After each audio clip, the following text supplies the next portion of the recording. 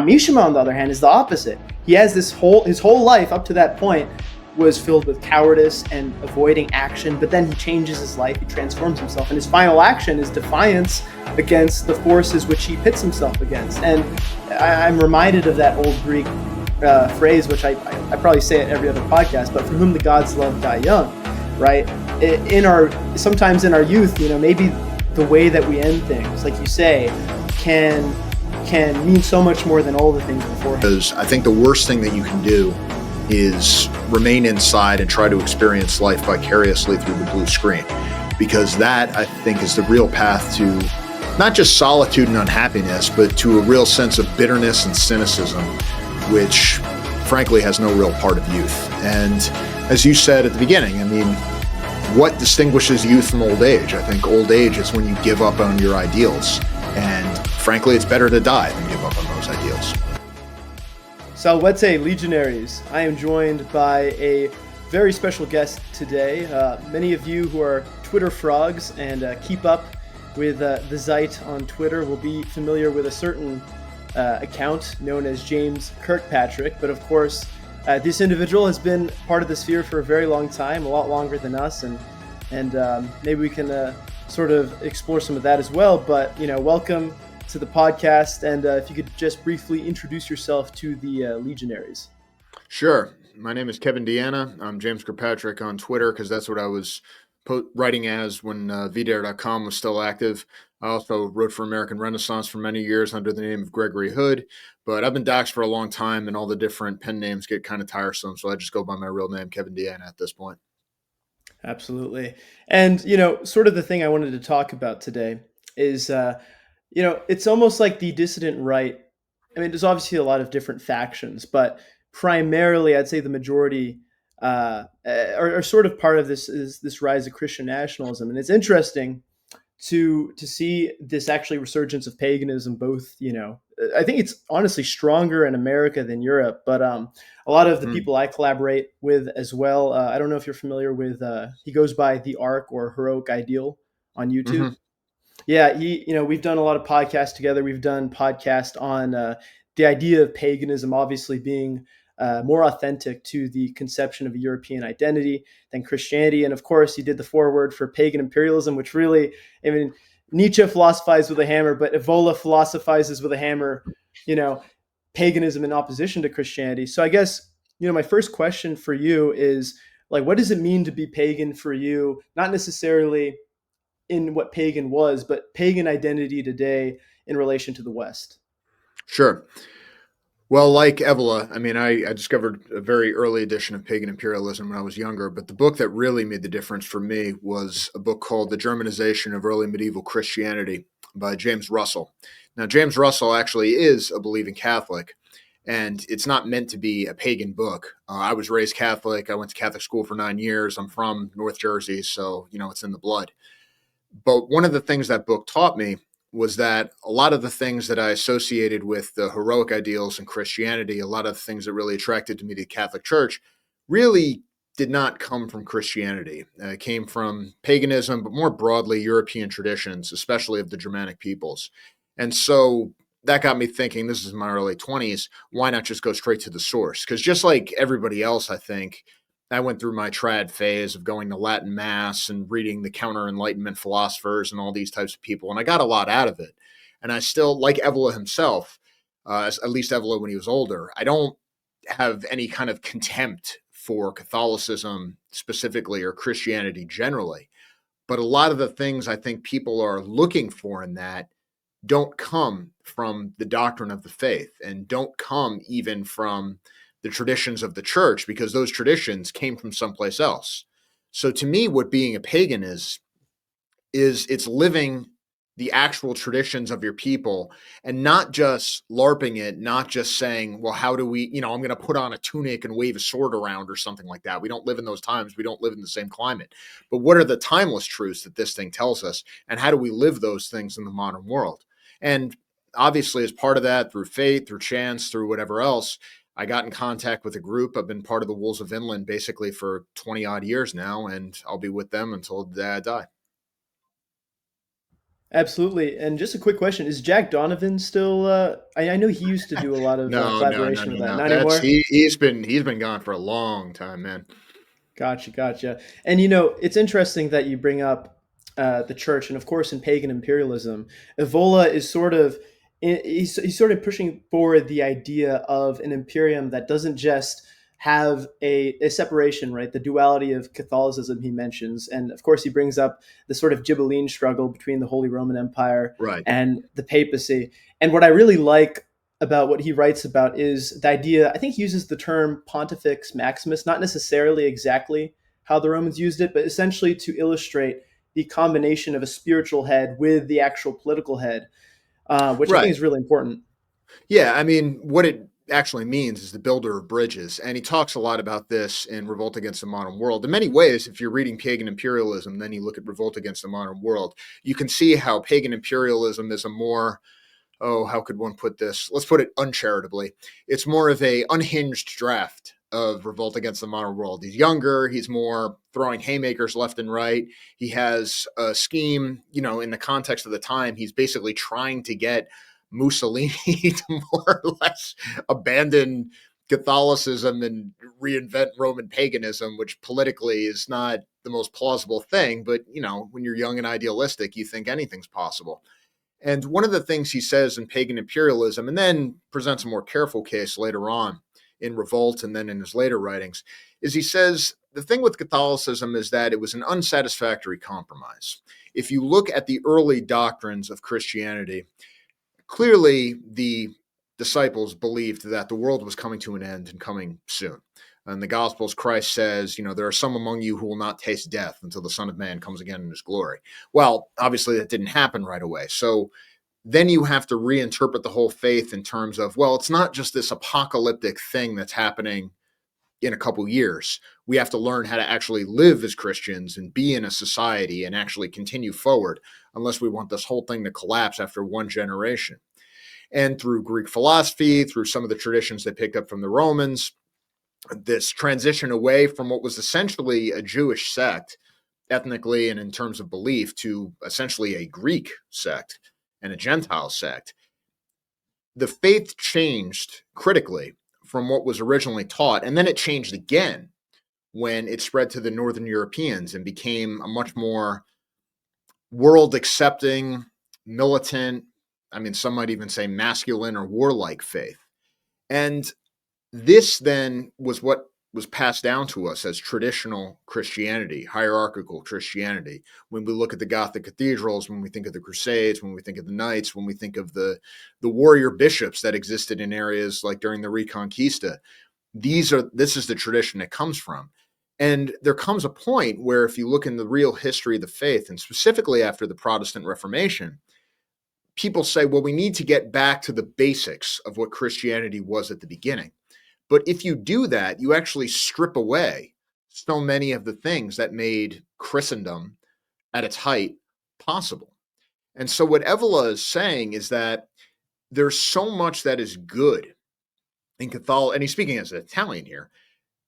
There's so much that is good in the Catholicism that was passed down to us. And the Reformation in many ways was a disaster because it started stripping away so many of these great things that were built and try and get back to the foundation of Christianity, which in many ways is far more foreign to us than we think it is.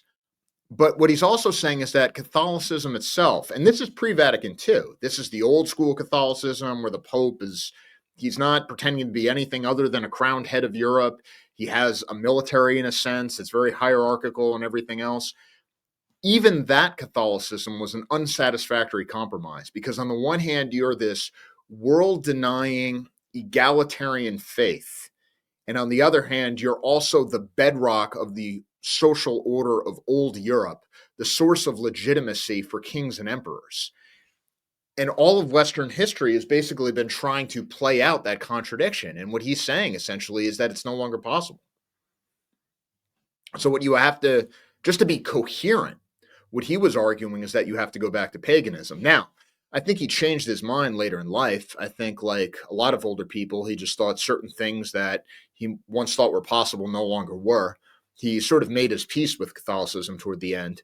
But that theme is still in his writing all the time. Even at the end, I think his attitude for Catholicism was not this is true. It was this is useful, or maybe even this is just the best we can do right now.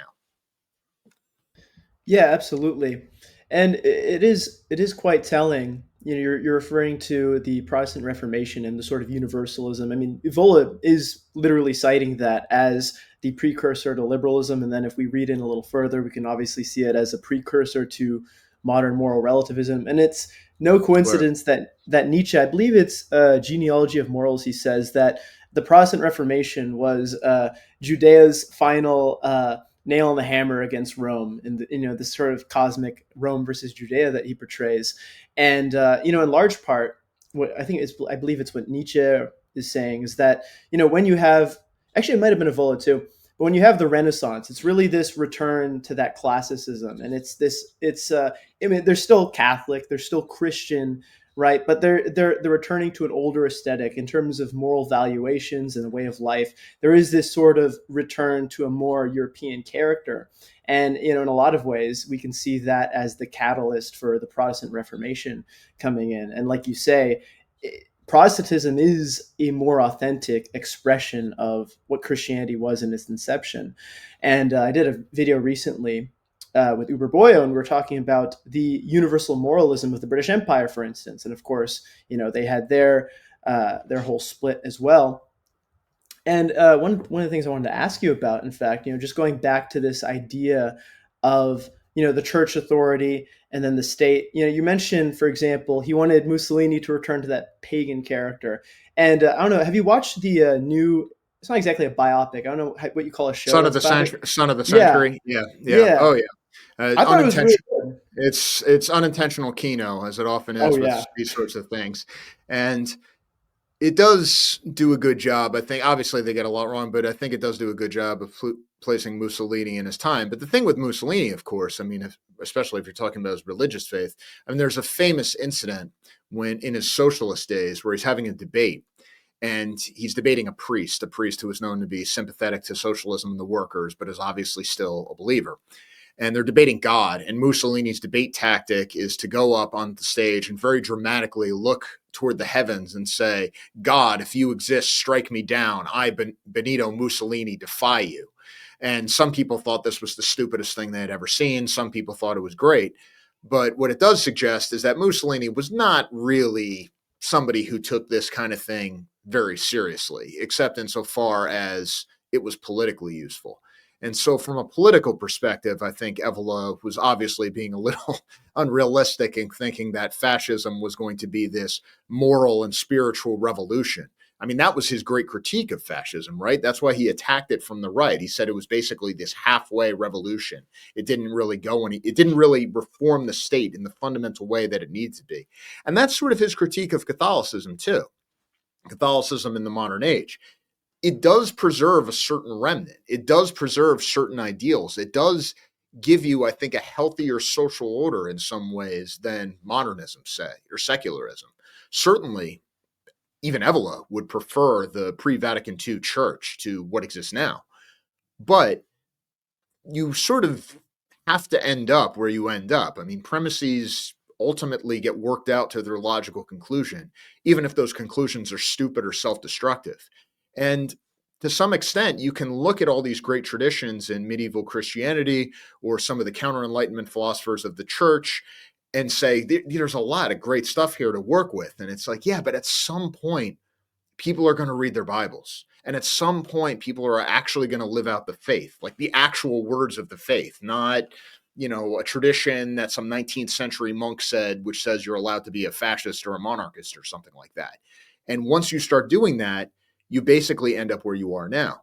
Now, one of the things that maybe I was fooled by, if one were inclined to critique my position, is for a very long time, I worked in the mainstream conservative movement. And as part of that, part of my journey, I worked at WorldNet Daily, which used to be a very well-known right-wing internet website, mostly evangelical, one of the first ones that was out there, very big Christian Zionism. Being Catholic, you don't really learn about that kind of stuff, but I learned about that stuff a lot. All the different doctrines of it, how they expect the apocalypse to play out, and everything else, and even a lot of Messianic Christianity, or Messianic Judaism, I should say, which is almost something totally distinct from evangelical Christianity, but has had a big impact. And one of the things that I was basically convinced by them, because they're always citing the scriptures in a way that I think a lot of Catholics really don't, is I basically was convinced by them that actually Christianity in its essence is essentially Messianic Judaism. Like that's what it is. If you actually look at the thing, what was being taught, what they expect to happen, the early church, the Church of Jerusalem as opposed to the Church of Rome, this is how it was expected to play out. But of course, my conclusion from that was, okay, that's great, but then what does this have to do with me? I mean, in a way, even though I was surrounded by very devout Christians, or devout Jesus believers, I should say, the effect of it was basically to be the final nail in the coffin as far as Christianity goes for me. Yeah, and going back to Catholicism, I mean, even Nietzsche is sort of more sympathetic to Catholicism for its hierarchical aspects. And I think the famous thing that he said was what the Catholic Church effectively did was it took all the ressentiment of the masses and allowed it to be directed inwards by the priestly caste. Whereas Protestantism, you have this implosion of Enlightenment ideas which come out of it because there's no longer this direct medium, right? So, I mean, I think Right, Evola talks about this as well. right. Um, I mean, the but thing with yeah, Protestantism is it's when you think of what it was able to achieve in the early going, and certainly you can think of many great Protestant generals and leaders and statesmen and theologians. I definitely profited a great deal from reading the works of people like Calvin. But to some extent, the problem with Protestantism is that because there is no longer an authority, because everybody to some extent becomes their own priest, you no longer have a doctrine, you no longer have a dogma. You essentially just have this never ending argument over a text. And the thing about arguments is that if you argue correctly, you can never be wrong. And so it just kind of goes on and on and on. And at the same time, even though many Protestants believe that God was active in the world in a way that maybe even some Catholics did not, on a long enough timeline, it basically desacralizes the world. You essentially try to reason your way to Christianity, and ultimately, I just don't think you can do that. And so, what you end up with is basically what we have now, including what's happened to the Catholic Church and many of the Orthodox churches in some ways, where you sort of have this secular morality of vaguely favoring the weak and vaguely favoring the dispossessed and feeling guilty about stuff, but you don't really believe in God in the sense that you fear God and live your life worried about the hereafter. Instead, everybody just sort of vaguely assumes that everybody goes to heaven unless you're a racist or something. And that's not a real faith. yeah, and it's not a real church either. Without, I mean, Right. of course, Catholicism still has the church, but Protestantism doesn't even have a sort of institution around it. Not But anymore. yeah, not anymore.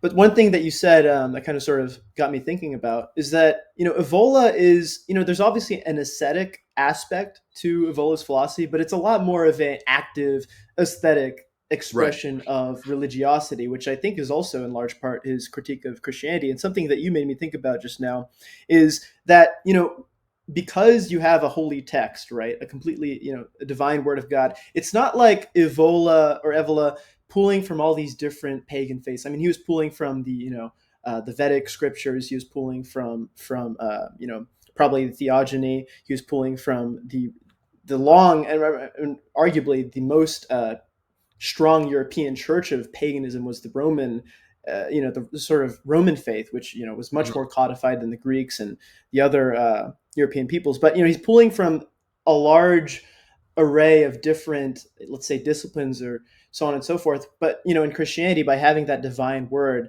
you can, like you said, you can technically play around with words in such a way that you selectively pick certain things, you interpret it your own way, and then you can lead to these churches with pride flags and their little sparkle bullshit or whatever. So I think what I'm trying to get at is one of the things that I really like about Evola's religiosity is though in my opinion there is still that ascetic aspect. It's more aesthetic. It's more about action. It's more about vitality and interacting with the world, and more in the sense of, for example, in Ride the Tiger, one of the best things I think that he sort of outlines there is that balance of the Christian relationship with the transcendent is too outside of himself, right? At the very Mhm. least, he can maybe become below God, right? Where in the pagan faith, oftentimes you could be deified to the position of actually becoming a god yourself, which I Mhm. think is a large part of what Evola is talking about. But then you have the materialist who ignores the transcendent altogether, and that's where you end up with reductionism. So, maybe there's something to say there. I mean, do you see that sort of today playing out in terms of identity and politics, religiously today? To some extent, I think. I mean, Evola said there, for the male anyway, there were two paths to transcendence. One was asceticism, the other one was heroic action. And obviously, Evola inclined toward the latter in terms of how he lived his life and in terms of what he preached.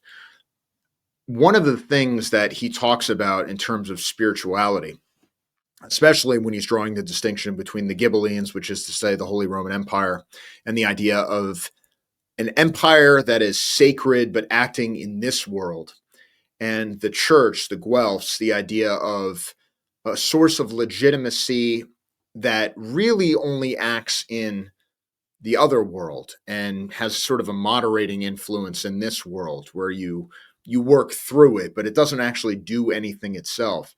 He saw that as inherently corrupt because in some ways, even though Evola can be accused of having his head in the clouds or making, establishing a premise that if you don't accept that premise, his whole doctrine is going to fall apart immediately. I mean, if you reject the idea that there's this transcendent reality, then some would say, why bother reading this guy at all? Because he's clearly insane, the definition of insanity. But in many ways, he's actually very practical because through all of his doctrine is essentially this idea of, well, if it doesn't lead to something in the here and now, if it doesn't lead to power in the here and now, if it doesn't lead to at least self-discipline in the here and now, if it doesn't lead to transcendent experience in the here and now, something you can actually do now while alive, what good is it?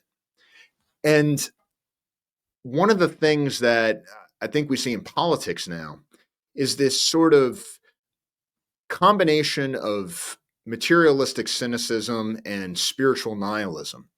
Because if you look at particularly the way a lot of priests and pastors talk about things, they are essentially indifferent to policy outcomes because they say, well, we have this moral doctrine and we have to follow this moral doctrine no matter what. And if it leads to bad outcomes, or it leads to the destruction of the country, or it leads to destruction of the people, well, that doesn't really matter because the only thing that matters is the stuff that happens in the hereafter. Oh, and by the way, we don't really believe in the hereafter too much. Like, we're not going to actually condemn people to hell or anything like that. We're just kind of vaguely guilt you into going along with this. And at the same time, these people still follow very materialist interests, notably when it comes to things like refugee resettlement, where you have a priest or a pastor lecturing you about self sacrifice, but actually he's getting taxpayer dollars to preach this kind of thing. So there's not actually any self sacrifice involved at all. I think Evola's doctrine of an active spirituality, a spirituality that was actually working in the here and now, is a corrective to this in many ways because for him, the ideal of the empire, which was a sacred thing, was that the political order, the state as properly constituted, was actually sacred. Leadership was sacred. Aristocracy was sacred. And the point of being part of a traditional practice was not just to fantasize about a moral order that might operate in the hereafter, but to be capable of what are essentially extraordinary actions in the here and now. And that was the purpose of doing all of this. I think that's something that we have to keep in mind. It sounds otherworldly in some ways, but we have to think about it in terms of what politics is now. What are we trying to do with political action? Because whether you're just trying to get vaguely successful policy outcomes or whether you're trying to reorient the entire social order, it's going to take extraordinary action, extraordinary dedication, and a willingness to seek victory or defeat in this world and not just this sort of nihilism where, oh, well, we didn't get what we wanted, but there's a moral ideal that's going to redeem us in the hereafter, and therefore it's okay. Evola would say, well, that's not really good enough. You have to do what needs to be done, regardless of the odds of victory or defeat. But the point is still to triumph in the here and now. Yeah, absolutely. And sort of going off of that, and I think where he sort of strays from Guénon, I pronounce things terribly. Is that how you say René Guénon, right? Yeah, I mean, More or foreign less, name. So right? the French, right? It's how we Americans say it. So that's how it is now. Absolutely. Yeah, because Guénon and Evola's core disagreement is, I think, Guénon was much more of the aesthetic past, and he thought that essentially the priestly caste should rule, whereas Evola was no, basically the military or the political leadership should be in charge. Yeah, or like a convergence, right? Kind of like, Mm-hmm. funny enough, the I think the when we became mutuals, you posted some God Emperor thing, and I replied with like some Dune thing. We are just fucking around, like it was Dune. It just came out. I Everyone have was a part of the whole zeitgeist. schizo theory about how the ultimately realized Ghibelline order that Evola predicted was actually the Imperium of Man from 40K, but people aren't ready for that truth. Maybe we'll have to delve into that a little bit as well. But just going off of that, that's something I completely agree with. And granted, just for the audience, that a lot of my videos, like I'm not a traditionalist. I generally consider myself a futurist, but you know, there's clearly this aspect that Evola is talking about, and like you mentioned, right? Somebody might consider him insane if you don't completely subscribe to his transcendent reality. And now, Right. granted, I wouldn't say I don't subscribe to that completely, but I'm not taking this sort of idea of a good to be unveiled, right? But an assertion of a good. But even from that perspective, right, where I believe human actions asserting the good, there's still so much to learn from Evola, and practically, like you're saying, and that sort of idea of the combination of the sacred with action and the convergence, like a god emperor, essentially Pontifex Maximus, I think was the word, like I said, he was trying to use. Yeah, the bridge. And I the mean, what a monarch traditionally was, and what the Pope, even under the pagan times, traditionally was, is it's the bridge between the divine and the worldly, and that's why, to some extent, the king was sacred. And if you there's a famous painting, I think it's called Midvinterblot. I think it's in the Swedish National Museum, and it's this king who is this is obviously from the Nordic tradition. This king who is going to be sacrificed, and he appears to be a willing sacrifice. And the idea, because there are all these stories where the land is dying, and that's obviously a problem with the king himself. So if the king is sacrificed, then the land will be renewed and everybody will prosper. This is a very old idea. You can see hints of it in King Arthur and a lot of other different myths. And to some extent, even Catholicism still, I mean, there's a reason the Pope still has the same title. We still have this idea that there is something that has to be between an eternal order of being and the inferior order of becoming. And once you get away from that, once you say something like, well, politics is just about, it's just the outcome of a bunch of different stakeholders fighting over money and resources, and we're all just trying to get to the best compromise. At a certain level, the whole thing falls apart because there's no reason to believe in law as such, or truth as such, or country as such. And political order ultimately, even with all our reason, even with all our Enlightenment philosophy and everything else, political order ultimately rests upon an irrational foundation and a theological foundation. And one of the things I think Evola is valuable, one of the reasons I think Evola is valuable is because even if you don't necessarily believe in it, even if you don't believe in God at all, say, he shows you why to some extent it's necessary, and why societies that do not have a sense of the transcendent are just going to be replaced by those who do, which to some extent is what's happening in the West today. I mean, we're more intelligent and more sophisticated than ever before, but what good has it done us? Right. And even people who are sort of straying from that aspect of metaphysics, whether it's Nietzsche or, for example, Giorgiani, they still echo the same sort of sentiment where you need that ethic that comes from, well, for Giorgiani it's novel folklore, and then for Nietzsche, I believe it was in, I think it was Human All Too Human, but I could be wrong, where he's essentially saying that without a metaphysical past, you don't have a reason to bear the fruits of the future. right? You Right. need that sort of ontology, whether real or imagined. But without it, there's it's kind of like you say, well, what's the point of all this? And I absolutely agree with that. And in regards to the practicality of it as well, and the practicality of religiosity, I mean, one of my favorite examples of this is in Metaphysics of War, when Evola is talking about devotio. Is it where Mhm. the Roman noble clads himself in armor and charges into potentially certain death against a barbarian horde in order to attain the favor of the gods and win in battle. And of course, there's the spiritual aspect of it. Okay, the gods have given us favor, but from a very physical aspect, the sight of this essentially a berserker, this Latin berserker going into the fray and taking down 5-10 men with him, that invokes a very physical, real feeling of action within the legionaries beside him. And one of the things I like to play around with is the idea that the material does adopt a more so and so sacred or metaphysical feeling, right? Whether it's art or so on and so forth. So I think that, like you say, even if you don't believe necessarily in that exactly, Evola has so much to be sort of transposed from that, adopted to whatever outlook. And one more thing on that specific topic. Uh, in America today, and like this idea of plurality, right? And I think Mhm. something that's interesting that Schmidt brings up is this factionalism. Without that sort of, maybe we can call it a Ghibelline figure, that person who has both the sacred and the physical, under his authority, versus all these different factions which have no clear direction for a polity to exert itself from. You're essentially ending, like you said, it's a nihilistic outcome. Like, what's the point of plurality? What's the Right. point of liberal democracy, right? And everybody, you see this even now on the left.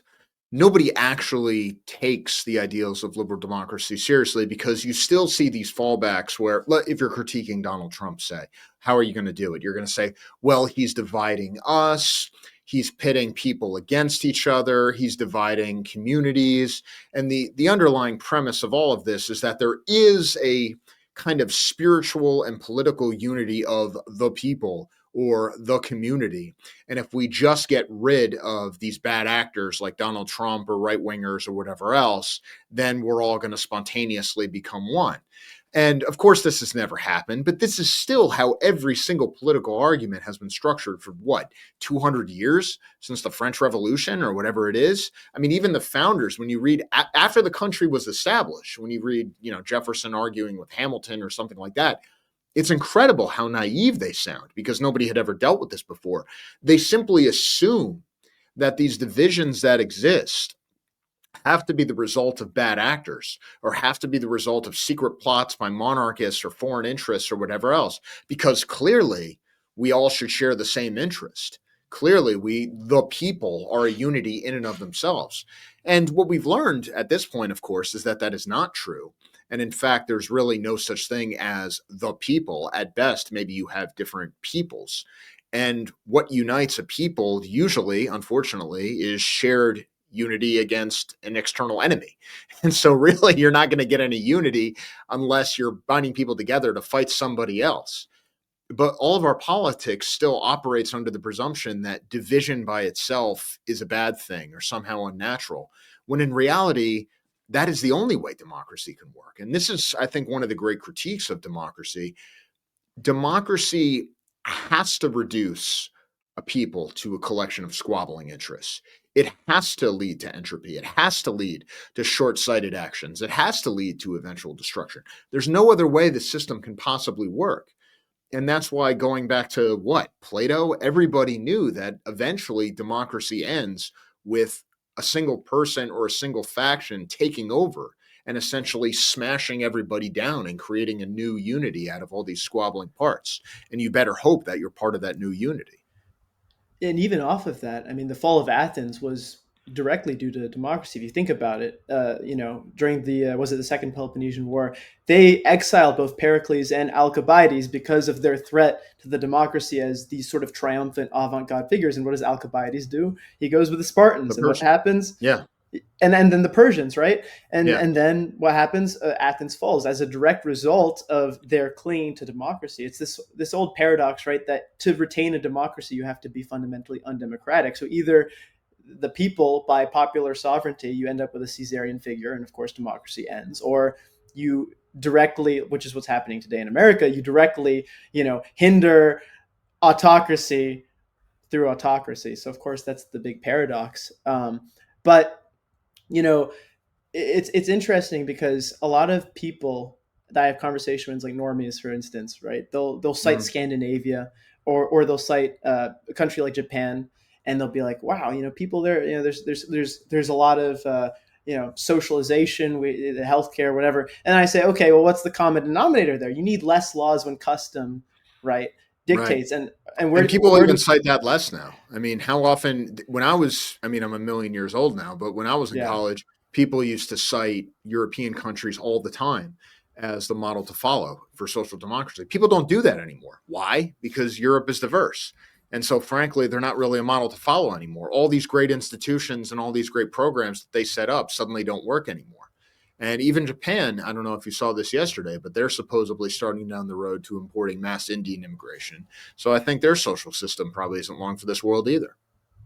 Yeah, and I have hope for Japan just because San Saito did really well recently, and That's hopefully that true. continues. And they're I don't know if you're familiar with their leader, but he's such a Chad. He looks like one of those old Japanese like action stars. So I have hope, and their recent constitutional amendment. It's not going to get passed, but as like it is a symbol is like a symbolic victory in just putting it forward. It basically was everything Mishima asked for when he had his coup in 1970. They're asking for the emperor to become a divine figure. And by the way, for the Good. listeners, if you could think of the only god emperor I could think of that's existed recently was the Japanese emperor. Yeah, And I right. know, I was talking about that with my kid the other day. I was like, because he just got into 40K, and I was like, there actually was in living memory a time when suicidal fanatics would charge into battle screaming in the name of the God Emperor. It's just we were at war with them. So yeah, the noble people. And I mean, it's a shame what happened, obviously, in Japan, but who knows? I think it could come back. And what, for me, I was 6 years old and I watched The Last Samurai for the first time. And from that moment, it was done. It was over. So now, of course, that's an amazingly, I think, probably the greatest thing I ever wrote, or one of them anyway, was of all things, a movie review of The Last Samurai and Countercurrents. And I'm amazed by it because it is a profoundly reactionary movie. If you were talking about like a movie that Evola might like, I oh mean, he yeah. wouldn't like any movies, of course, but he probably wouldn't like much of anything. He'd hate us, he'd hate everybody. But if you were trying to have one that he might like, this could be close because what is the whole point of the movie? It's a profound critique of democracy. It's a critique of capitalism. It's a critique of modernism. It says that when you strip people out of their traditional social roles, that they become more dissatisfied and unhappier. That it's often just that all this idealistic rhetoric is often just a cover for materialist interests and self enrichment and profiting off the destruction of the social space. And you say to yourself, well, how did they get away with this? And the answer is because all of these things are pinned on the white man, pinned on Americans specifically. And so, therefore, it becomes righteous to rise against them. But if you look past the racial element, it is one of the most reactionary movies ever made. And they had to really stress the racial element, or else I think people would have picked up on it. So, for example, in the early script, I mean, you see the protagonist, Tom Cruise's character, Nathan Algren, he's drinking because he feels sad that he killed a bunch of Indians. Remember? He killed like innocent people, and oh boy, this is awful. I'm just the worst guy ever. Well, in the original script, he's a Civil War veteran and he feels bad because he killed all these white Confederates. Well, we can't have that because you're not supposed to feel bad about killing white Confederates. If anything, the conventional wisdom today is that we didn't kill enough and that Reconstruction wasn't harsh enough. So it gets changed. Now he feels bad about killing Indians. So therefore, we're allowed to sympathize with them, and we're also allowed to understand why he, in the words of that officer later on in the movie, hates his own people so much. The reason he hates his own people so much is because his own people have now been defined by, as he put it, mechanical amusements. And so, what's the value? Now, the real question, of course, is, well, what if white people want to be defined by something more than mechanical amusements? But that's not really permitted either. Right. And just on that topic, you made me think of my whole beginning of being into radical stuff. The worst thing my dad ever told me, which started me on this whole pipeline, is I had watched The Last Samurai. I was a little 7-year-old, 6-year-old kid talking like, Dad, it's so great. And few years later, we used to listen to the audiobook for, that really big Civil War book? I think it's just called The Mhm. Civil War. And we would listen to it. And I'd be like, The Shelby Foot one. I believe it was such a long time ago because I was still a kid at the time. You're But I talking believe about so. the 3-part history. I think so, yeah. And Yeah, Shelby we'd Foot. listen to Yeah. yeah, we'd listen to the audiobook like after soccer practice, and I would always be like, "Wow, the North won this battle, yay!" And he's like, "Well, the samurai Katsumoto probably would have supported the Confederates." Oh yeah. I was like, and from that moment on, my dad, he's not radical by any means. He's more like a classical liberal, but he's very open to all these ideas, and I talk to him about this stuff all the time. But I always tell him now, I'm like, you inadvertently pushed me in this direction by saying that the Katsumoto would have liked the Southerners. And of course, there's that line, he's like, I love General Custer, you know? Yeah. Well, I'm that's surprised just they it. put that in the movie. Yeah. Yeah. I mean, that kind of sums up the whole thing, where Algren's talking the whole time about how Custer was a murderer and how the army he supported was so evil, and they did all these stupid things because they weren't rational enough, and so people died for no reason. And yet this samurai is like, no, this is actually the heroic ideal. Actually, it's great to die to the last man. Actually, it's great to die for honor.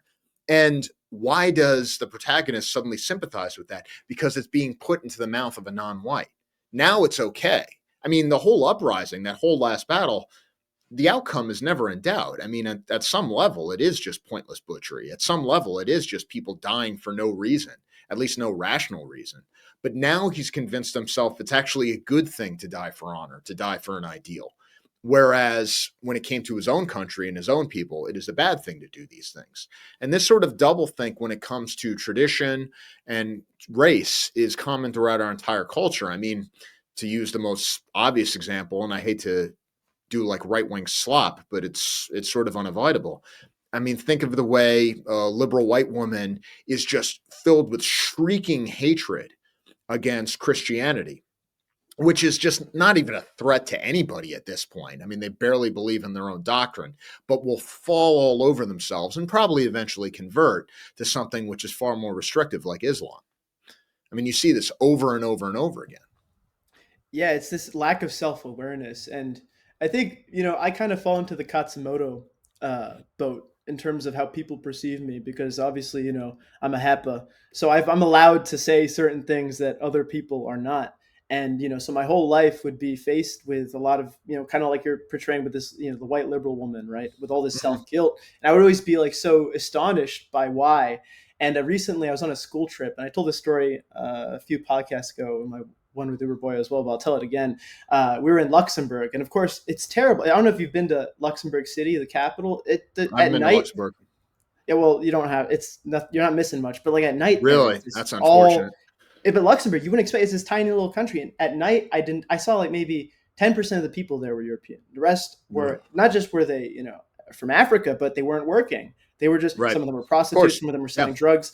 And one of them had the audacity to come up to us and ask for money. He's like, "Oh, I need to help my mother back home." I'm like, okay, well, anyway. But the point I'm getting at Yeah. is, I mean, it's very demoralizing. But what I'm getting at with that is, I ended up in a conversation. Now, granted, look, the Overton window has shifted so much. I could not have said what I said to them like 10 years ago. But I was talking. I had one of my friends with me, and he's relatively based. And then there's like these two, young white women. And I was telling them like, how can you support like mass immigration, Islam, all these sort of things when it directly goes against your interests? These are people that probably think you shouldn't be dressed the way you are, shouldn't live the way you are, blah blah. And it devolved into me like I was a little drunk, obviously, but I was like, why are you so ashamed of who you are?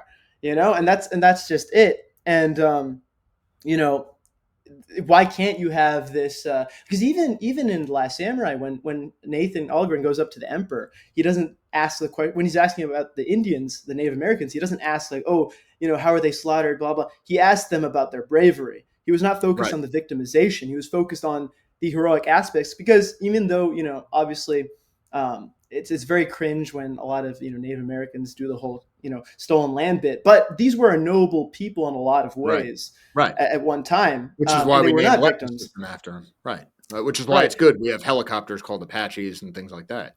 Yeah, like they were a noble people. So he focuses not on the victimization, but the death and the courage in battle. Right.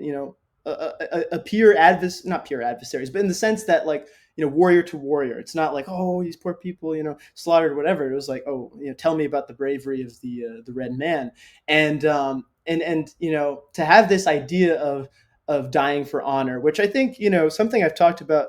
I think you're mutuals with Lance Legion, right? I am.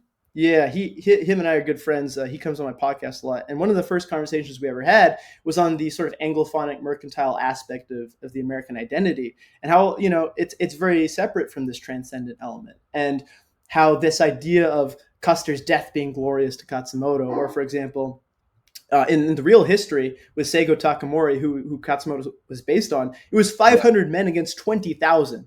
Like Right. that's insane. That's even more insane than the movie. And Right.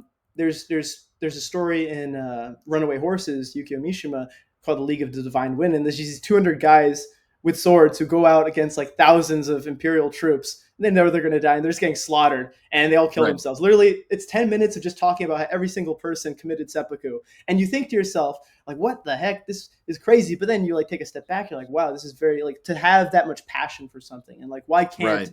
Europe have that anymore? And even Evola, yeah, I'm reminded of something Evola said, where he said, if a man achieves a transcendence, even in the last moment of his life, clearly talking about something like in battle, that reduces the rest of his life essentially to insignificance. And it makes the relativity of life apparent.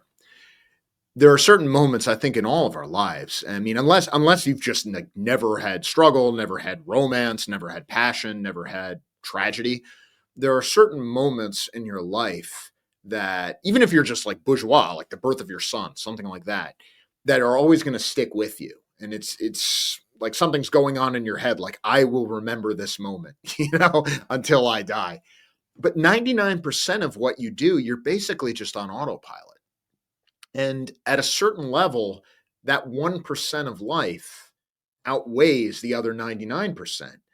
Well, how much more then is the one supreme effort of life? The idea of encompassing your entire life, the entire meaning of your existence in one supreme gesture. I think that's very attractive to a lot of people. Now, I'm not going to defend it rationally. I can't defend it rationally. I can't defend it based on any worldly consideration. You almost have to believe in some sort of vague spirituality or supernatural thing, or if one believes in God, the idea of martyrdom, say the crown of martyrdom. I mean, these are types of things that people used to speak about all the time. And it's easy to snicker at such things. And yet, at some level, we all kind of believe these things, because we all kind of understand that there are certain moments in life, and certainly the way one dies, that outweigh everything else. yeah, and even going back to this is something I explored recently.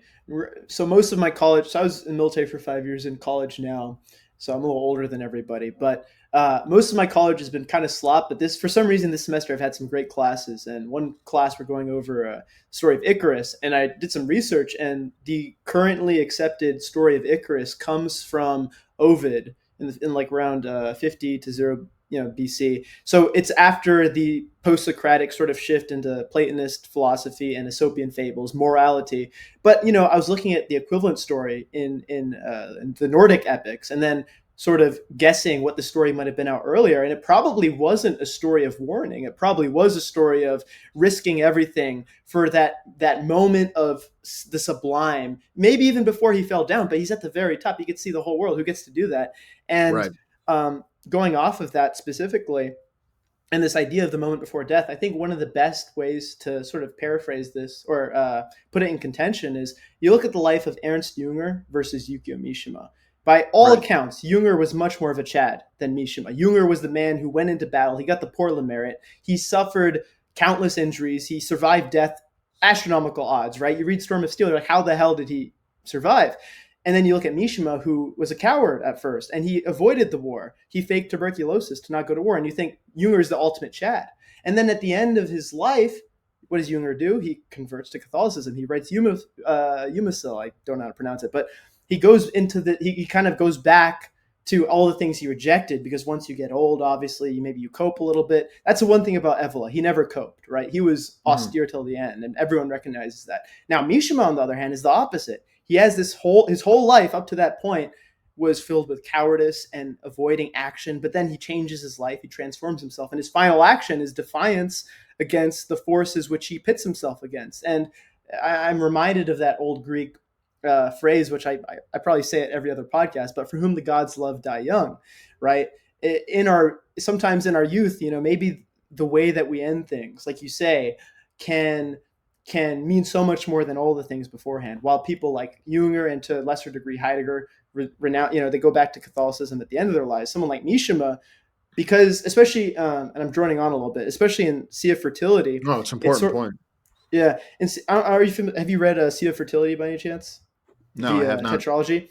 So one of the only character that stays in all four books, he goes from this very idealistic young man with principles, right? And he just becomes like a pervert at the end of his life, and like this completely, corrupt person. And I think Mishima sees him, and then he contrasts him to, in the second book, where you have a figure who essentially did what Mishima did. As like a 20-year-old guy, he goes and he kills like a Zaibatsu guy, big industrial magnate, right, and then commits seppuku. And of course, Mishima does it later in life. But I think Mishima sees that as the ultimate action, and he sees, this guy Honda who goes and becomes corrupt over time, loses his ideals with age, and he says, I don't want to become that. Because obviously, let's be real, people that love Mishima, I love Mishima, but people that love Mishima like to ignore the weirdness and the degeneracy of his life. But he did have a lot of degeneracy, right?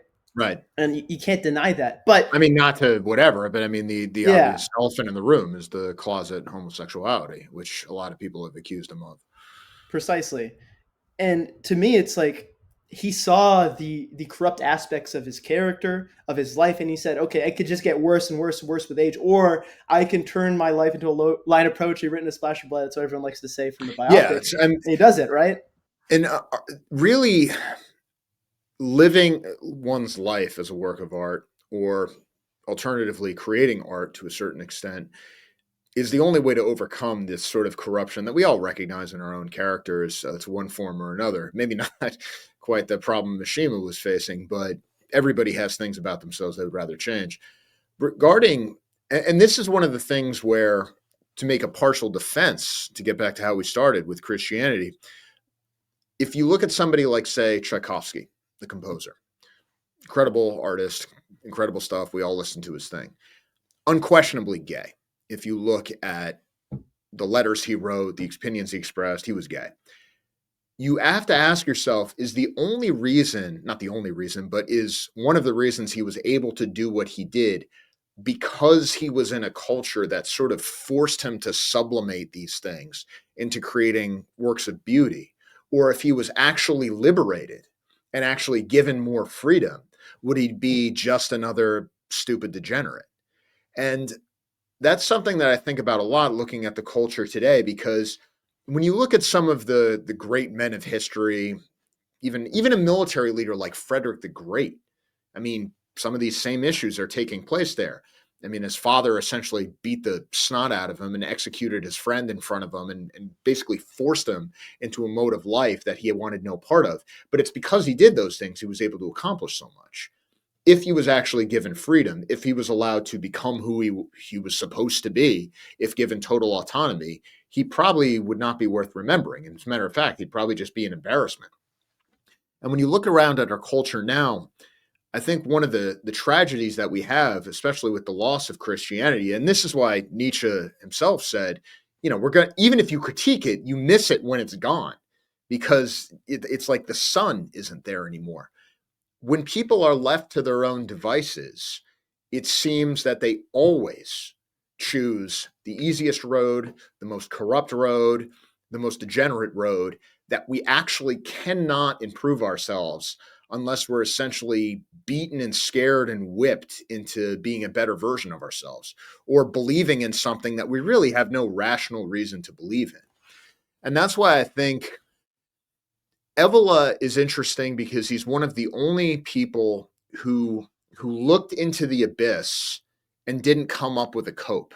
He didn't say, well, I'm going to posit that as a pragmatic exercise, this is how you can overcome it. Or I'm going to create something like Nietzsche's theory of the eternal return, which, frankly, I think is just something he came up with to make himself feel better or to avoid going into like total madness at that point.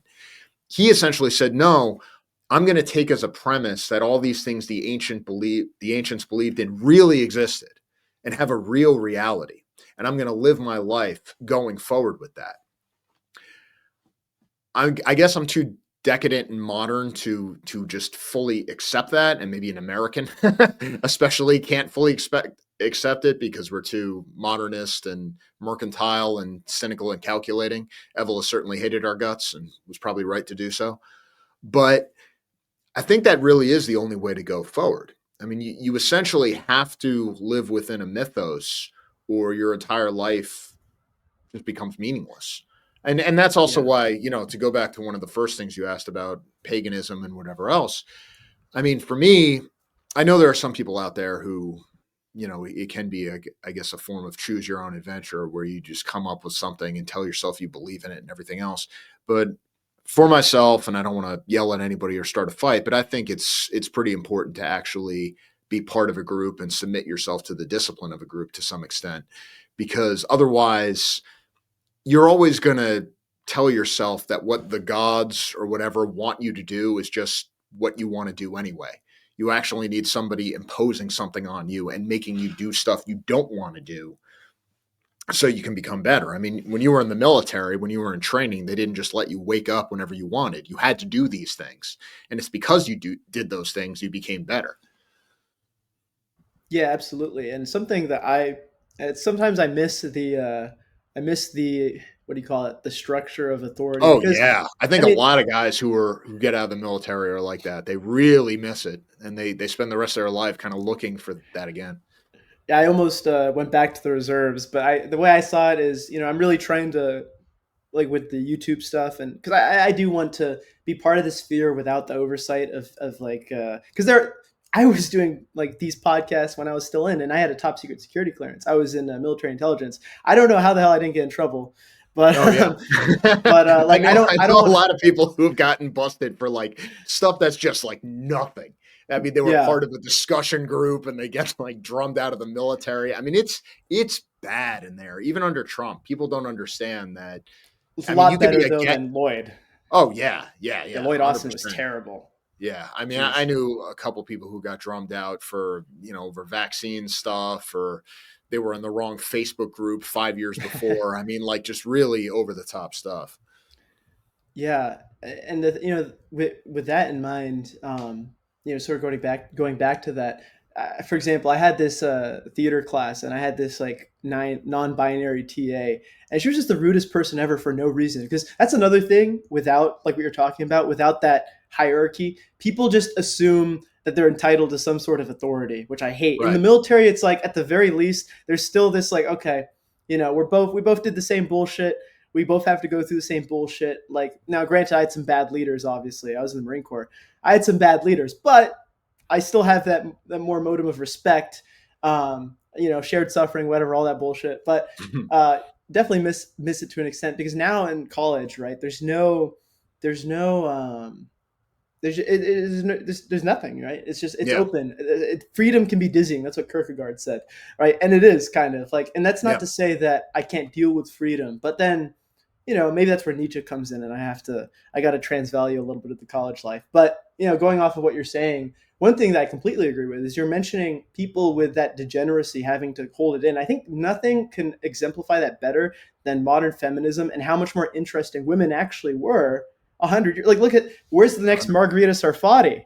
Yeah. Like, Yeah. people don't realize Margarita Sarfati is why you have fascism today, right? A woman, and granted, she was a Jewish woman Jewish too. On woman. top of that, a Yeah. Jewish woman, right? But a woman, she's the one who helped Mussolini go from socialism to fascism. Where are the women like that today that are, Yeah. are It's incredible how, I mean, people say like, oh, well, we've liberated people, or let's say women specifically, and now they can create in such a way. And so what is being given to the world? And it's like a bunch of self-help pornography books on Amazon about screwing like werewolves and stuff. Like there's the great like triumphant fruit of women's liberation when it comes to artistic expression.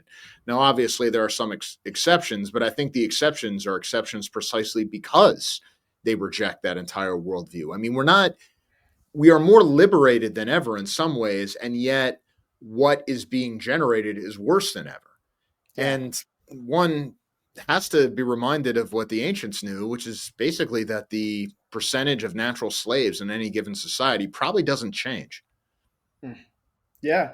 Or even as modern as the Pareto principle, right? Like, Yeah. you have the 80%, the 20%, it's probably less than that today. And you're talking about there's some people today who still, like some women who still have that. And I just want to shout out my two favorites, Lana Del Rey. I think she's got that old sort of Americana nostalgia. I'm actually going to do a video. I'm trying to find someone to do a video with me on this, that are going to be comparing Gabrielle D'Annunzio and Lana Del Rey, because there's a lot of parallels. If you That's look into it, awesome. there's a lot of parallels. Yeah, I think it'll be a great one. I'm absolutely going to watch that when that happens. Excellent. Yeah, that'll be a thing. And then Grimes. Grimes is actually a pretty interesting person, especially she's been doing spaces with Athenian Stranger. I want to get her on my podcast. So there's That'd be still a few interesting. exceptions. Yeah, I mean she's quite interesting. Granted, she's not exactly like the sphere, but just Right. to dialogue with people in the sphere, that's a big step. And Mhm. shout out to Grimes. If you watch this, you probably won't. I got to get my channel bigger, but eventually I want to get Grimes on the show. Maybe I got to start with getting Athenian Stranger on the show. We've spoken before, but yeah. And the last thing I'll sort of say on this, and then I have another question for you, Sure. kind of regarding the future. But last thing I'll say about this is, for me personally, Evola goes back to these transcendent elements. I take inspiration from a lot of what Giorgiani is pushing forward, and I don't completely agree with that vision, because I think there is parts of me, for example, it's probably, like I said, I'm a hap. It's the Asian aspect where I do affirm hierarchy. I do like hierarchy, that militaristic sort of honor culture. So maybe that's why I Mhm. stray a little bit from Giorgiani. I told him that when we were doing our podcast, but I do believe in this assertion of becoming something transcendent in the future, and that's what we're asserting. And you create an ethic to reach that, and then your religion sort of Mhm. becomes prophecy. So I guess, just for the listeners, Yeah. that's what I'm taking from Evola. Is I'm taking the mythos, but then I'm trying to find a way to turn it into prophecy, and then our religion becomes fulfilling prophecy. So that's just my perspective, and maybe you have some thoughts on that. But what my question was going to be, I kind of wanted to go into, if you don't mind, obviously you've met Peter Thiel before. That's like one of your famous stories. Yeah, I mean Um, that's I'm not thrilled about how that came out. Obviously, yeah.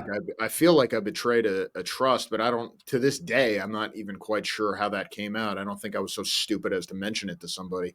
I kind of wonder if When was that somebody like story? that was with the whole Katie McHugh thing, the doxing of a lot of people that happened a few years Mm, ago, and I was kind of. I mean, I had been out of the picture, certainly with her, but like with that whole scene for like years at that point. So it was definitely a shock. And that was the only thing I was like really embarrassed about because, it's not the kind of thing yeah. that it makes you feel like if somebody told you a secret and then you like went and told everybody, it's like, well, I didn't, but you still Hmm. can't but help feel guilty. I think what's interesting about, I mean, now everybody knows it, right? So there's no Yeah. point in whatever. Uh, the one thing I'll say about Thiel, first of all, I've never gotten any money or support or anything like that. Yeah. I mean, I wasn't even allowed on PayPal or Facebook. I'm still not allowed on Facebook. So, it's not like it's not like I'm getting anything out of it or actually got anything out of it at any given point. But I do think that when you think of what it was at the time, and then I think what's happening now, I think there were a lot of and if you look at even what guys like Richard Spencer were saying back when the alt right was a thing, 2015, 2016, and the alt right as opposed to the dissident right was I think a very different movement in terms of a lot of the ideas that were being advanced. I would say the alt right was way more pagan in some sense, way more pro technology, way more urban focused as opposed to a more traditionalist focused. I think it was far more in the sense that we are going to try to take over the right as opposed to critique the right and forever be on the outside. And I think one of the things I remember he told me at the time, this is Spencer, was our message to the people in big tech and the scientists and the people who are really pushing these sorts of things forward is we are going to liberate you. We are going to rip off all these social conservatives who are telling you that you are not allowed to do research into this, that, and the other thing. We are actually going to unchain you. We are going to push these things forward. Now, I don't want to put words in his mouth. I don't know if he still believes that or whatever. Obviously, people change their minds and they're entitled to.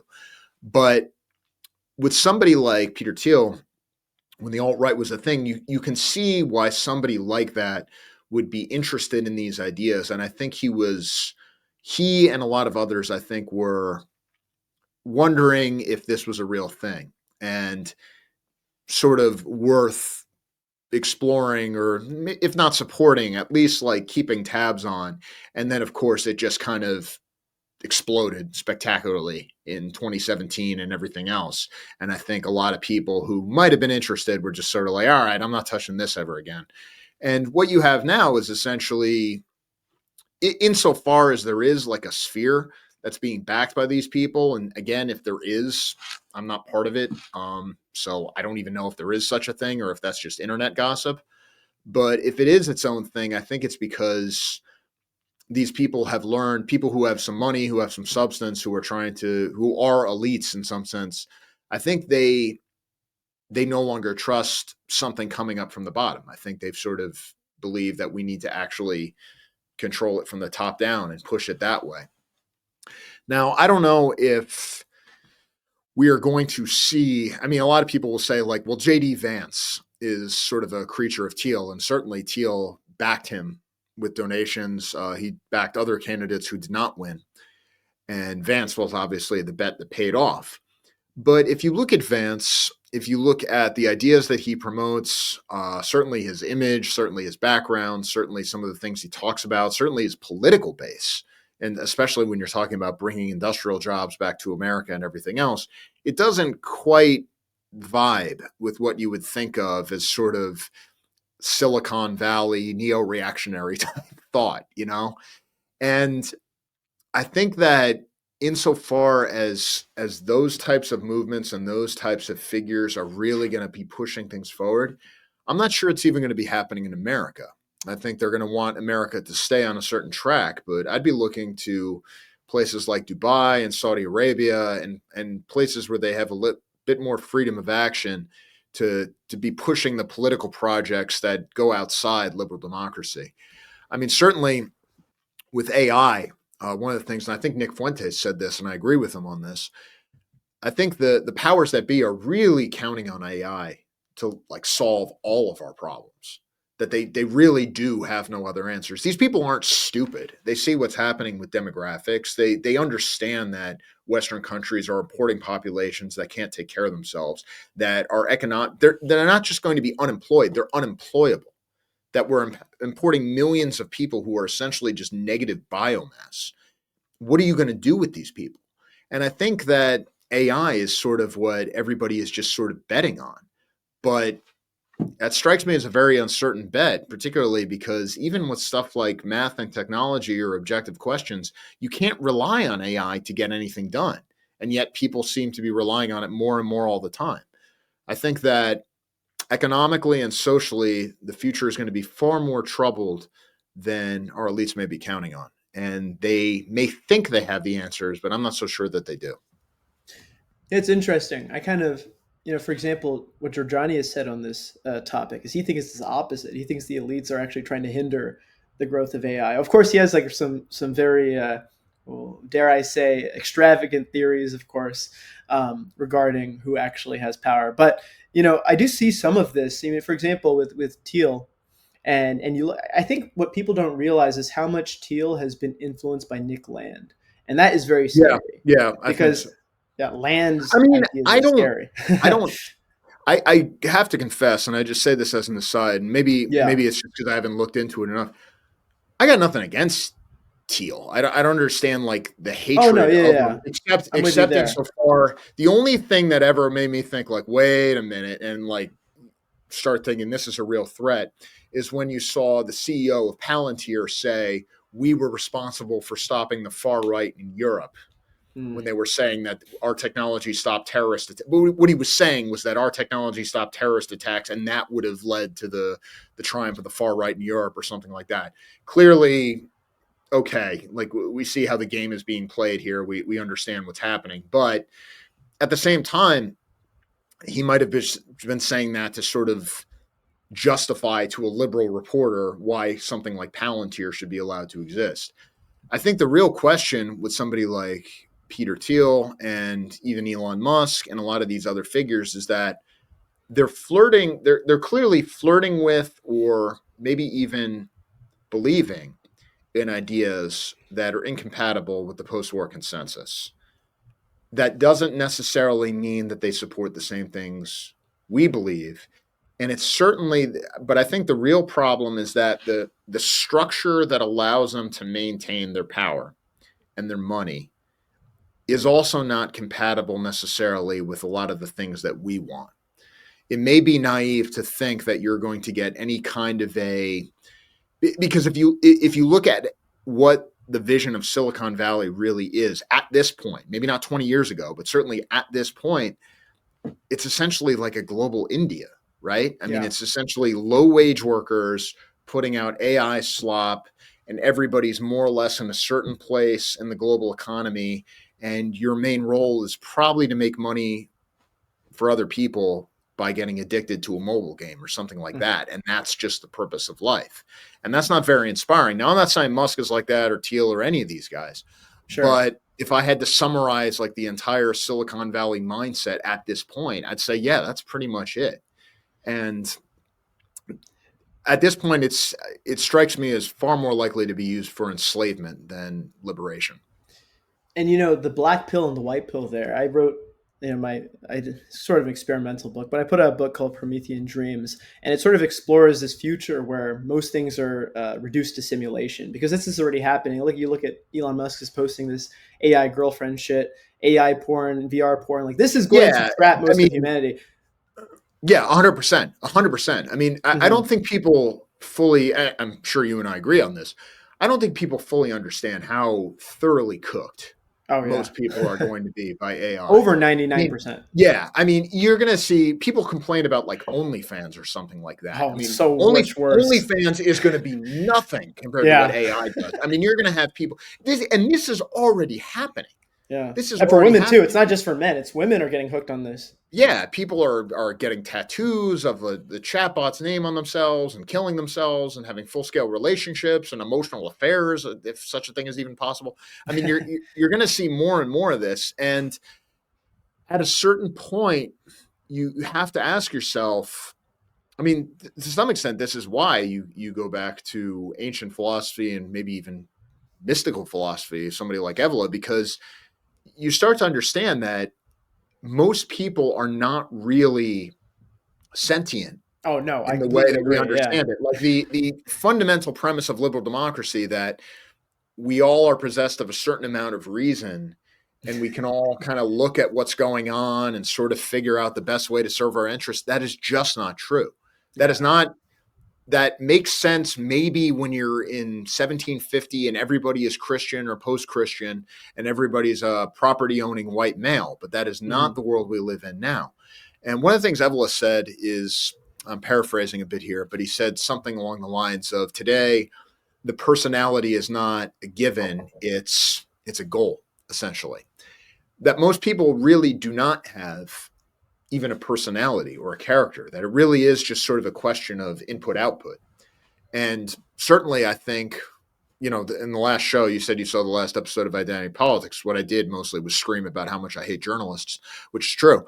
And the reason for that is because I think journalists arrogantly believe that if they just control what people are allowed to talk about, the messages that the media promotes, that they can dictate not just social and political outcomes, but basically the personalities of their audience. And my biggest fear is that they're actually right. Yeah, I mean, but at the same time, here's the, I guess, the white pill that I bring out of it is that yes, it's going to enslave 99% of humanity. But what if you aren't the 99%? What if you are in the 1%? Your amount of power is going to, because look, at the same time, kind of like what Heidegger talks about in terms of saving power. technology can be this dominant force and dominate humanity, reduce things to the chemical. And like I said, this is what my book's about. My book, essentially, most people are living in simulations. They're in, as Mhm. cope to reality. Like, why would you want to be 1/10? This is what I said in my last episode. Why would you be 1/10 of Caesar in real life if you could be 10 times Caesar in like a video game or something, right? And people are going to Right. choose that. But if you're part of that 1%, and AI has a lot of capabilities for somebody that uses it properly. You don't need technical skills anymore. You don't need to like learn hours of how to program in C++ or Python or whatever. Like AI can largely automate that. So once you get to the point, if you're not trapped by this mind goblin bullshit, then there's a Mhm. lot of capabilities and potential because you're going to be one of the few people that actually is playing a part in the future of humanity. So it goes both ways. There is saving power in that, and there is a potential for autonomy. So the white pill, I think, is like maybe it gets rid of most of my enemies. Who knows? You know what I mean? So it's like there's a black pill to it, absolutely. But then you think, what kind of people are going to fall for this sort of thing? What kind of people are going to be trapped by this? And maybe, if we think of ourselves as correct, and there's this quote from Pagan Imperialism where Evola's quoting Hegel, and he's essentially paraphrasing that what is right will win in the end. So if you're on the right side of things, maybe he's right and ride the tiger. You got to ride the tiger until we have this techno Well, yeah. apocalypse, I mean, AI that's kill. that's sort of the overall message. I think at the end of his life, especially, he more or less gave up on conventional political solutions. There's one of these kind of funny memes of Evola where he's all like young and idealistic, being like, if only we can convince like the Italian government to do this. And then by the end, you're sort of he's all like old and kind of embittered and saying, well, we need to take refuge in sort of these occult things, only personal liberation is the way and everything else. But what he's really saying is more subtle than that. It's that, and to end sort of where we began, this is, I think, true of religion too. You can't turn the clock back to a certain point and say, this is where we are. And if we just hold the line here, everything's going to be okay. Certainly with the mainstream right, you see a lot of that with regards to racial issues where they just sort of say, well, if only we could just go back to the 1990s. And I'm old enough to remember like 1990s racial politics. But you can't do that. There were things already in the water then, and it was going to play out the way it played out. And this is true with theology, and this is true with technology. There's not really a point where we can say, we're just going to hold it here. So you have to go through it. And you have to master whatever the technology is of your time, whatever the economic doctrines are of your time, if you want to come out on the other end as anything other than a serf. I think the real danger here, though, and this gets to my point with Silicon Valley and CEOs and everything like that. I mean, Thiel I've met once in my life. I don't know the man, certainly. I've never met Elon Musk. I've never communicated with him. I did get a reply to one of my tweets the other day, which I Hey, suppose there we is what go. counts as that counts as success on the video game that is X. But it's not like I know any of these people, and I'm certainly not getting anything from them. But the problem is that regardless of what they do or do not believe, it's almost irrelevant. The way that they are going to make money and the way that anybody who wants to make money in this environment is you essentially have to render down people as a kind of raw material.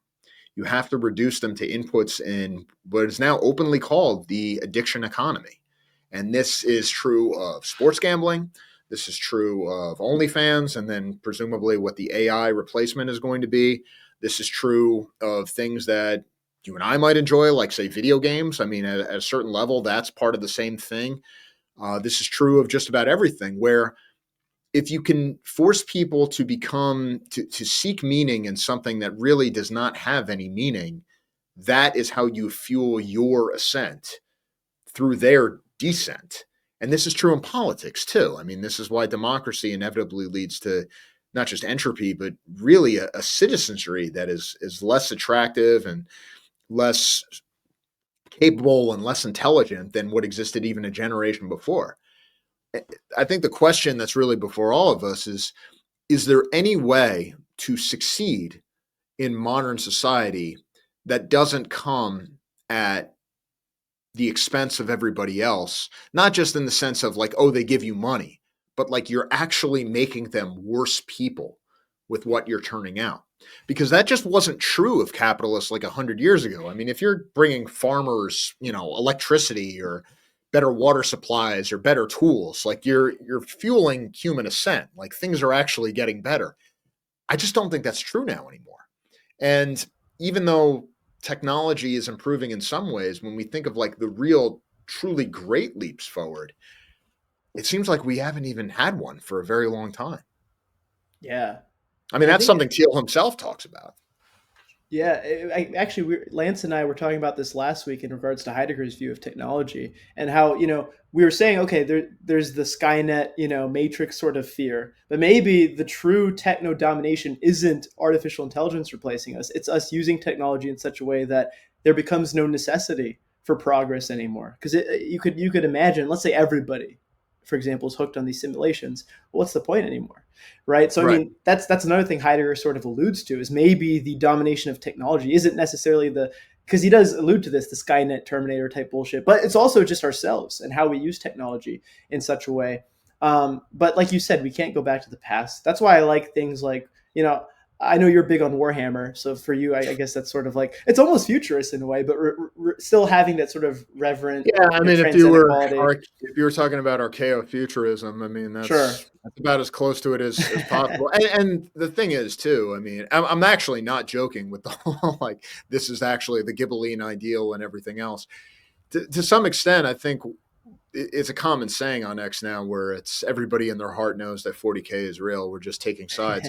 One of the things that is kind of interesting is the idea of chaos, or the idea of, because to me, like the mythos, the Western mythos has not really been so much good versus evil. It's always order v chaos.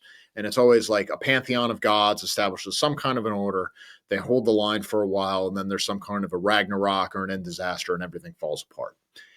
And then the cycle renews. To some extent, if you think of like how chaos works in this fictional setting, it's very, and obviously they base this on the way it really works. It's the same way addiction works. And if you've ever dealt with an addict, you know what this is like. There comes a point where somebody you love has essentially been hollowed out and replaced by the addiction itself. And you're no longer arguing with the person, you're arguing with the addiction. And to some extent, that defines them, that maybe even glorifies them or gives them a certain amount of power because of how fully they've immersed themselves in it. But they've also just been reduced and hollowed out and lost their identity. That is sort of how I see technology, and especially AI, operating on 99% of people. I mean, you're essentially going to see people hollowed out to the point where when you look at them, it's not even a name or a personality anymore. It's just whatever thing that they happen to be addicted to. And it's easy to look down on people for this way, but like I said before, we're all guilty of this to some extent. We all have our vices. We all have the things we do that waste time. We all have the things where we've spent, for most guys, it's probably girls, things where you've wasted years of your life and God knows how much time and money running around for things that really didn't mean too much in the end. But for most of us, we sort of grow up and we overcome it. I don't think most people are going to get the opportunity to do that in the future. And so that's why, yeah, I think it's going to provide a lot of paths to ascent and liberation and maybe greater freedom for those who can ride the tiger. But for most people, I think we're entering a very, very dark phase of history. And especially for people being brought up in anything close to a troubled household, they're not even going to get a chance. Yeah, I even see that I have a half brother and half sister, and it's kind of sad to see how much technology is like. They're not even me. I'm 24, so I had I read books up to a certain age, and then I discovered books again later in life because there's that period when technology was really dominant. But I still had that beginning without technology, which is so essential to your brain formation. And like you Mm-hmm. say, all these tech guys. I mean, Steve Jobs did this. These tech people, these tech elites, they're not letting their kids just use technology No, freely. They're no, actually keeping no. them away. We've all Yeah. seen that picture of Zuckerberg where there's all those people, you know exactly which picture I'm talking about too, where there's all those people on VR and they all have the goggles plugged in, and Zuckerberg does not have anything by and he's smiling and walking by A all of lizard them. man. That is the future. Yeah. And like I said, it's both a black pill and a white pill, because like it's a black pill Right. because it's terrible, because you see people you love are, I mean, let's be honest, every single one of us is going to have someone we love trapped in that. Now hopefully Hmm. it's not the people closest to us, hopefully it's not our kids, our spouses, right, but somebody. And so Hmm. that's the black pill. But then of course there's the white pill. Is like, and one book idea I'm working with now is a future where, you have that 1%. What are they doing? How are they shaping Right. things? And it's going to be a battle of the 1% against each other. And this is And why I I think, think yeah, there's going to be some attempts, I think, by the powers that be to control a lot of this, because when you think of the possibilities of AI in terms of cultural creation. I mean, why can't people make good movies now? Why can't people make good TV shows? Because we don't have infinity billion dollars for special effects and visual effects and sound and everything else. Well, AI conceivably could allow you to do all of these things. Now, suddenly, where I think the right does have the advantage in the sense of telling timeless stories and things people would actually be interested in, AI gives you a way to compete with Hollywood, even. But I don't think they're going to let people do that. I wouldn't be surprised to see some legal efforts to make sure that this sort of technology can only be controlled by certain people, or maybe you need a special license or something like that. So there's a lot of great possibilities for AI, but there's also, with every technology advance like this, there's always an attempt to control it and keep it limited to the people who already enjoy power. I think we're gonna get lucky because like so much stuff is open source, and I can't pretend I'm really good at that. My dad's a software engineer, so I talk to him sometimes. But if it stays open source, then you could perceive, like you're saying, the right. Because at the end of the day, what looks better? Son of the Century was meant to be anti-Mussolini. Come on, it was Oh so yeah, Kino, I mean right? it's yeah. I mean just absolute You cell can't, phone. I mean, yeah, you can't like you're sitting there like on to Rome, and you're like, yeah.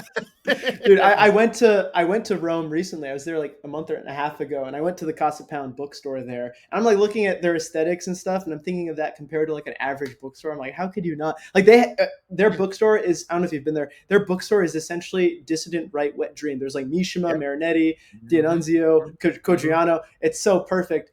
But the point is like once you have like, because look, so funny you hate journalists. Now I know I've mentioned this. I don't know if you've seen my post about this. I'm trying to be one of the right wing journalists. So I'm actually taking journalism because I want to create a. I'm not going to be a journalist in like the actual sense where I work for a company, but my plan is to create a media company, and my dream is to do documentaries on all these like different dissident right wing people. Obviously, the term is kind of stupid, but it's what we know it as, to show the stories, right, and to show how interesting these people are and how aesthetic we can be, and then like create a cultural renaissance from there. But in doing this program at my school, there's like so many like MFA students, and I think that's the term, and like master students who get like hundreds of Hmm. thousands of dollars to just make slop films, you know, Yeah, and, yeah. and I it's mean ridiculous. that's We don't have that funding. no, and I mean you saw it with President Trump cutting USAID, and how many programs just instantly collapsed all of a sudden. And you start asking yourself, now is just everything on the left artificial? Is everything just the product of a taxpayer funded grant? And to some extent, it is. And if it's not part of a taxpayer funded grant, it's one of these multi-million or multi-billion dollar foundations that are just funding anything that vaguely has to do with race or sex or gender liberation or whatever else. I mean, Jeff Bezos' ex wife, right?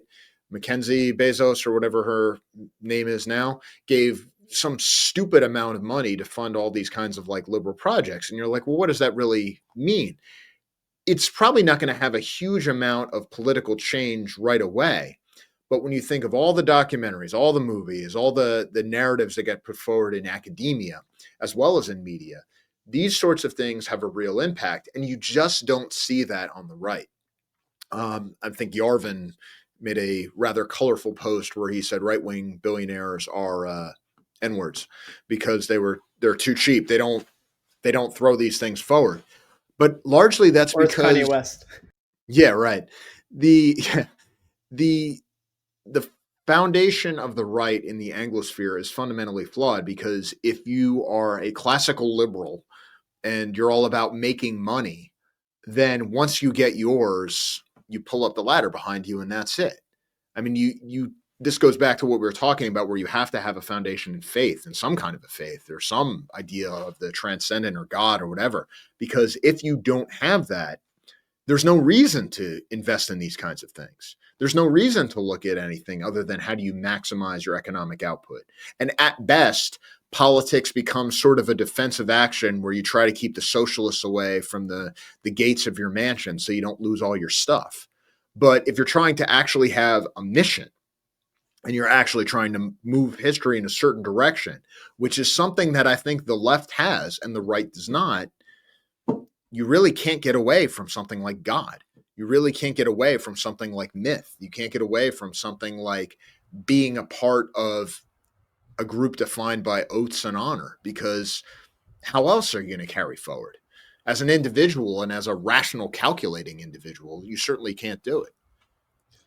No, absolutely. And I love that quote from the Worker by Ernst Jünger, like myth is prehistory and Mm-hmm. it's a shaping force. And yeah, we need that. That's what, I mean, Nietzsche is saying this too. You can't, I mean, obviously you have all these retarded people who try to interpret Nietzsche in a leftist perspective like Foucault or Derrida or Deleuze. But at the core, they miss the point of Nietzsche. And Nietzsche is still saying you need some, ethic to build off of into the future. Otherwise, you have no fruits. You don't bear fruits in the future if you don't have precisely what you're talking about, that mythos, right? Whether it's literal or whether it's a shaping force. And of course, for me, it's shaping. But no, absolutely. And I think it's kind of a good place to sort of, you know, culminate everything that we've been talking about.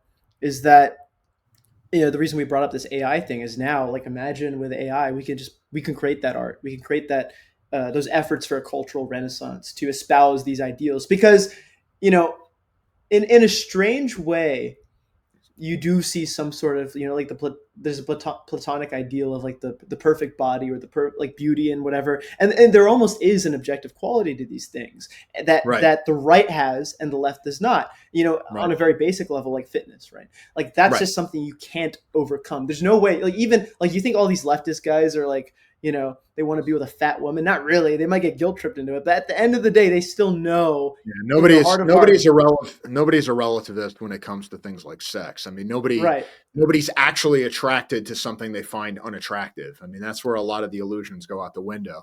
And you've sort of seen this, right? In a lot of the scandals that have hit the left over the years, where you have these guys acting in ways that are not particularly progressive. And it's like, yeah, it's because one acts like a progressive precisely so you can do all these right-wing ends. I mean, this is the appeal, arguably, of a guy like Gavin Newsom, where he says these things, but then when you look at how he actually lives his life, it is almost a caricature of what the right wing is. Now, that doesn't mean you politically support him, but Right. I think this is true of just about everybody in a culture. Why does one praise public education? So you can make enough money to send your kids to private schools. Why do you talk about racial equality? So you can make enough money so you can live as far away from black people as possible. Why do you talk about, the glories of democracy so you can hold down the people and get your salary paid for by their tax dollars, all while telling them it's for their own good? That's why you do these things. And I guess to some extent, I think in politics, hypocrisy is a huge strategic advantage because most people can't see through it. And maybe the critical problem on the right is where we talk about power all the time. We talk about hierarchy. We talk about these kinds of things, but the left actually practices it. Mhm. And I think a lot of the leftists are completely unself-aware about all of this. They have no consciousness about what they're doing. They actually believe their own propaganda to some extent. And that's actually a huge advantage. And Yes. I'm not quite sure how you combat that other than tremendous willpower and a dedication of a vanguard group that is openly dedicated to overthrowing these things. Now, I don't know if that even works in politics. In Mhm. terms of culture and religion and personal life, I mean, well, that's why I joined the Wolves of Inland. Absolutely. Yeah, no, it's totally true. I mean, I go to my dad. We have this beach house. It's very old when it was like poor people that lived there. So we Mm-hmm. got in, and now it's like all been now it's all rich liberal Yeah. people. But you see all Oh, these yeah. like was it hate has no home here, Yeah. all Right. those different things, and like In this house, damn we well, believe. Yeah. yeah, and damn well those people live in the nicest neighborhoods. Like I am struck by every time because I'm in Virginia now, but yeah, I was in West Virginia not long ago, and I still go back there all the time.